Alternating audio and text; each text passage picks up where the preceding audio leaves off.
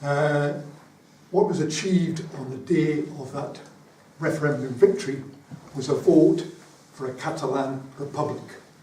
That is something both in the referendum victory and in what was actually being called for is way ahead of what, if anything, that's been achieved yet in Scotland.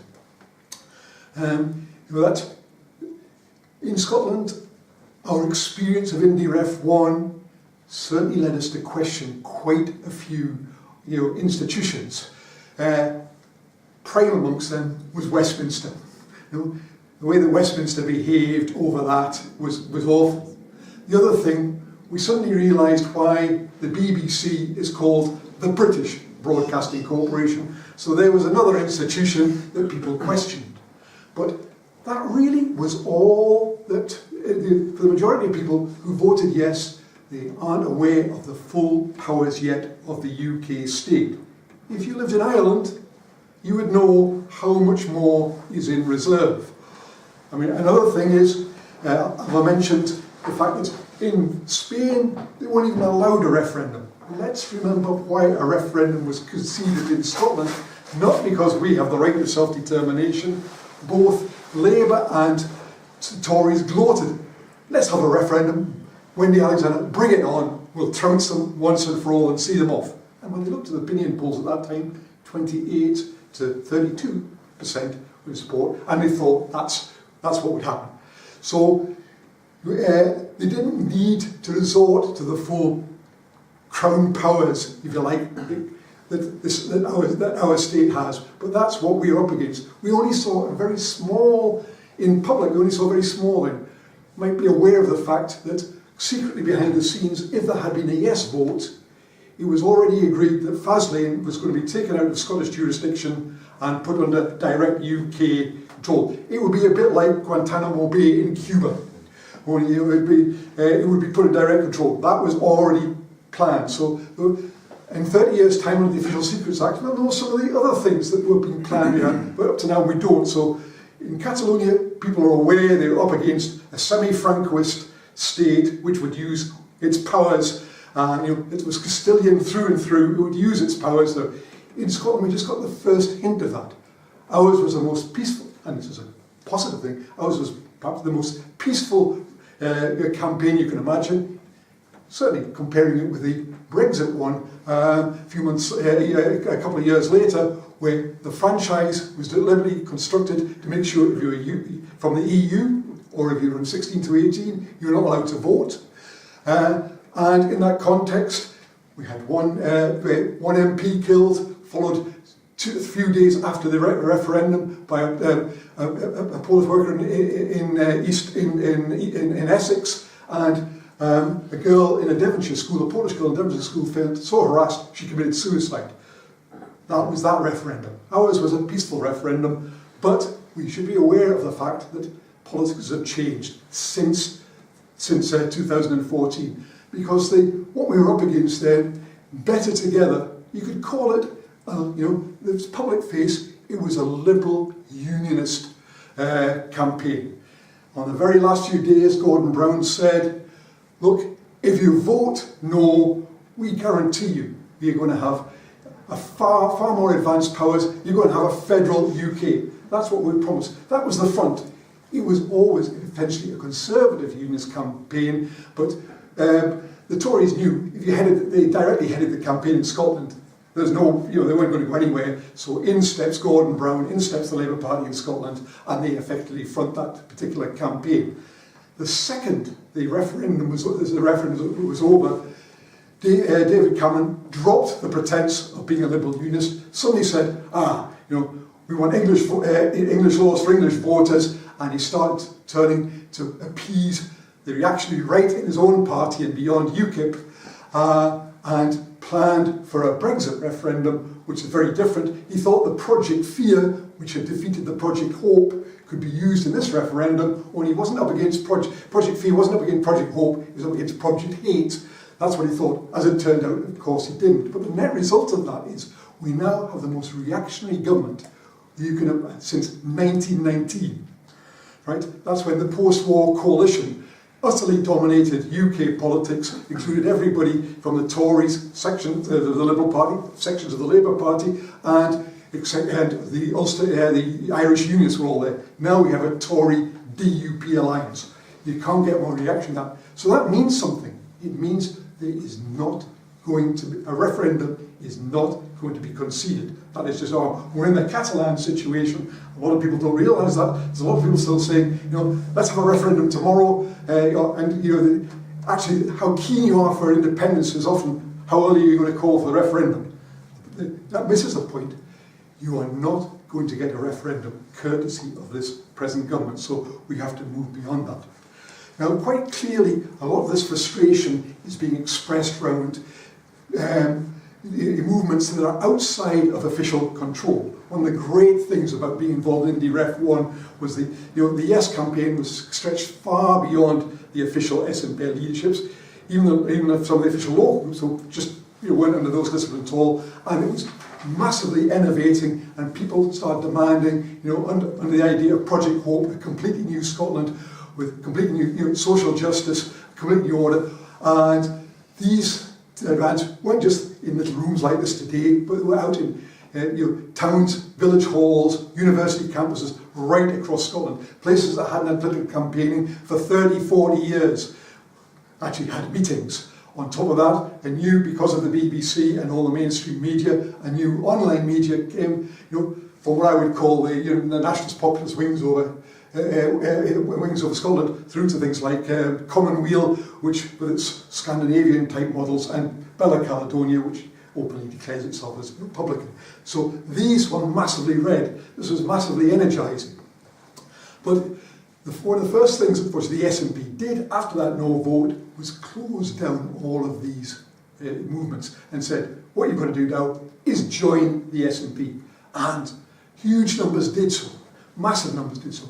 And the momentum seemed to be continuing until the general election 2015, where something utterly unprecedented happened. The SNP won 56 out of 59 seats. That has never happened in history before. Even when Sinn Féin overwhelmingly won in the 1918 election in Ireland, it was 73 out of 105 seats. This was something unprecedented. But that drive has gone away because, as I say, the nature of UK politics has changed, and despite the SNP in using that election and the subsequent election to demand the right to hold another referendum, that is just not going to be conceded. Under the present, it won't be conceded. So the frustration has grown. And what we've seen are a number of movements which have, if you like, rebased themselves on those people that were in all those communities throughout Scotland. And the most impressive of those is all under one banner. Just to get some idea of the size of that, the first march in Glasgow, virtually 35,000 people on that. Some people claim up to 60,000. That's often an exaggeration, but 35,000 is pretty impressive. But what was more impressive, 13,000 in Dumfries. Think Dumfries. In Inverness, 10,000 people in Inverness. This is pretty substantial. And then we had 16,000 people in Dundee. All under one banner, is drawing people together. And it openly says that we want under that banner everybody who supports independence. And I was on the Dundee march, and English Scots for independence, lots of Catalan flags, Welsh, Irish, any number of flags. It is still building on that civic nation that was created, in the run-up and through that referendum. That is a huge, huge gain, especially when you compare it to the politics of what's happening in England at the moment, and how the franchise for their referendum is drawn up to exclude these people. That's a huge gain. Now, one of the things is, though, let's look at the left. RIC itself, when RIC was formed, it was the SNP climbing down in October 2014 and adopting support for NATO that created the political space for RIC to emerge. As a result, people from the SNP who were really pissed off at that, including two of their MSPs, a lot of their ordinary rank and file members, People from socialists, people from Greens, people from campaigns, people in organisations came together. So a month later we were able to organise a conference of 800 people in Glasgow. If that had been in England, that's 8,000 people. That is a significant event. The energy used there was also used to crack open areas of Scotland, particularly the urban schemes in Glasgow where people hadn't gone. We started registering in these ones.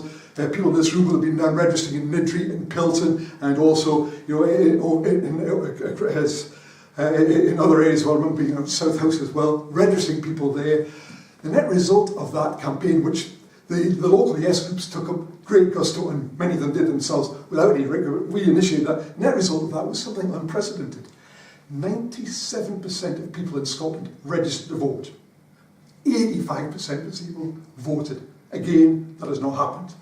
So this is what is still there. This is the legacy we have, to re-engage in process now. So what we want to see is, in RIC is to get back connected to that. So why has, if you like, the left not been to the fore in the last couple of years? Now, I said RIC was a broad alliance. For some of the people who joined RIC and supported RIC, it was, Scottish independence at that time was the only game in town. There were campaigners over housing rights, campaigning over, over better working conditions, campaigning over a whole host of things. So Palestine, Catalunya later, Ireland, but at that point, remember, we still the sort of New Labour dominated Scotland. This was the only way to break out of that. So a lot of people joined and worked for that basis. But of course, when that referendum defeat, these people didn't disappear. But what they have done, many have done, is gone back to their campaigns. Just gone back to their campaigns, and are still very active in these campaigns. A section of those people, I think somewhat naively, have now said, oh, but there's another game in town, Jeremy Corbyn and in the Labour Party. Now, even in England, I think there's a lot of illusions there. But in Scotland, let's just look at the impact of Corbyn in Scotland. There hasn't been a mass movement into the Labour Party in Scotland. And the indications of this, when the leadership election came, which brought in Richard Leonard, who incidentally is nothing like his left wing, even as Corbyn, when the leadership campaign came out, he supports trading, for example. When it came, yes, he won the trade union vote. He lost, no surprise, the parliamentary vote. He lost the membership vote to Amersamma. So he didn't win the membership vote. Why is that? Because the people who have joined the Corbyn campaign momentum in England had already joined the SNP in Scotland. So they weren't there to do that. So we still have this particular problem. So, but there's people who have been attracted to that. Now, I think, people are now beginning to realise in Scotland, and the left, I hope more people are beginning to realise, the impact of Brexit is so huge that, and the people who are leading that Brexit campaign, the fight is between the right and the ultra-right as to who's going to lead the terms of that. It's so huge. And when you start looking at that, and you see what's happening in the rest of Europe, in Hungary, in Poland, but now also in Austria and in Italy, and with cracks appearing in France, Holland and Germany, and of course Trump, you're seeing a really strong drift to the right and the far right. And what is happening in places like Catalunya, what's happening in Scotland, and what is happening in Ireland over referendum, over abortion rights and gay rights, these are the challenges to that world order. This is our alternative world order. So we have to champion this progressive alternative to that. So my argument is that, yes, we've got to be along on that demonstration. Some of us were along at the Dundee one, small numbers, Aberdeen and Angus, where Dundee was there, Trade Unions for Independence were there, along with Edinburgh.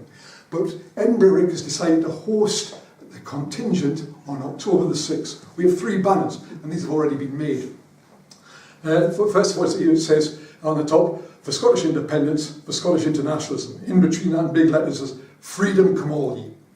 The next one is, another Scotland is possible, another Europe is possible, another world is possible. And lots of you will have seen the Edinburgh RIC banner, which has said, for a secular democratic Scottish Republic.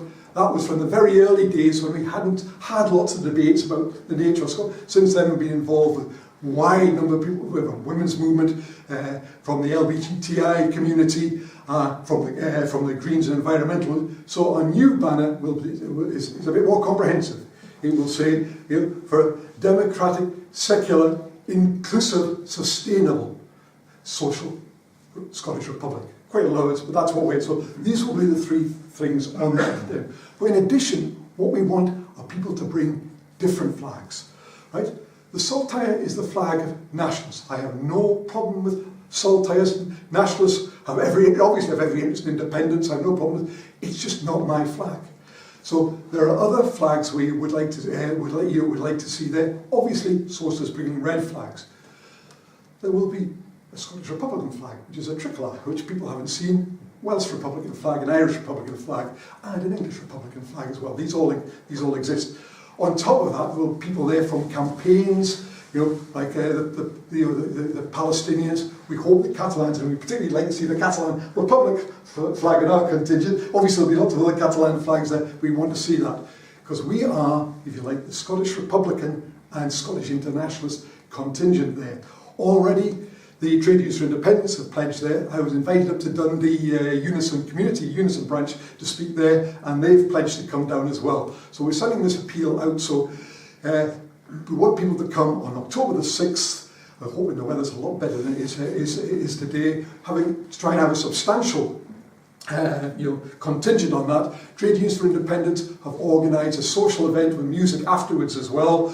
So quite a day there. Come along, let the left put its stamp again, within this wider independence movement, because what's happening, as I say, what's happening in Catalunya, what's happening in Scotland, what's happening in Ireland, these are the challenges to the overwhelmingly horrible right-wing trajectory of what's happening elsewhere. So please come and support on October 6th.